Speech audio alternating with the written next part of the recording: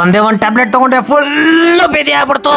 ಮೈಕ್ನ unboxing ಮಾಡಿದೆ, ಅದಾದ್ಮೇಲೆ ಒಂದೇ ಒಂದು ಟ್ಯಾಬ್ಲೆಟ್ ತಗೊಂಡೆ. ಆ ಟ್ಯಾಬ್ಲೆಟ್ ಆ ಥರ ಎಫೆಕ್ಟ್ ಕೊಡುತ್ತಂತ ಗೊತ್ತೇ ಇರಲಿಲ್ಲ. ಫಸ್ಟು ಟ್ಯಾಬ್ಲೆಟ್ ಹಾಕೊಂಡೆ, ಡ್ಯೂಟಿಗೆ ಹೋಗೋಣಂತ ರೆಡಿ ಆದೆ. ಅಯ್ಯೋಯ್ಯೋ ಮತ್ತೆ ಬಂತಲ್ಲಪ್ಪ ಸ್ವಾಮಿ. ಫುಲ್ಲು ಬೇದಿ ಅಂದರೆ ತಡ್ಕೊಳಕ್ಕೆ ಆಗ್ತಾ ಇಲ್ಲ. ಒಳಗಡೆ ಗುಡು ಗುಡು ಗುಡು ಅನ್ನೋದು, ಬಾತ್ರೂಮ್ಗೆ ಹೋಗೋದು, ಮತ್ತೆ ಬಾತ್ರೂಮಿಂದ ಸುಸ್ತಾಗಿ ಬರೋದು, ಮತ್ತೆ ಅದಾದ್ಮೇಲೆ ಮತ್ತೆ ಬಾತ್ರೂಮ್ಗೆ ಹೋಗೋದು, ಮತ್ತೆ ಸುಸ್ತಾಗ್ಬಿಟ್ಟು ಬರೋದು. ಹಂಗೆ 3-4 ಸಲ ಬಾತ್ರೂಮ್ಗೆ ಹೋಗೋದು ಬರೋದು, ಬಾತ್ರೂಮ್ಗೆ ಹೋಗೋದು ಬರೋದು.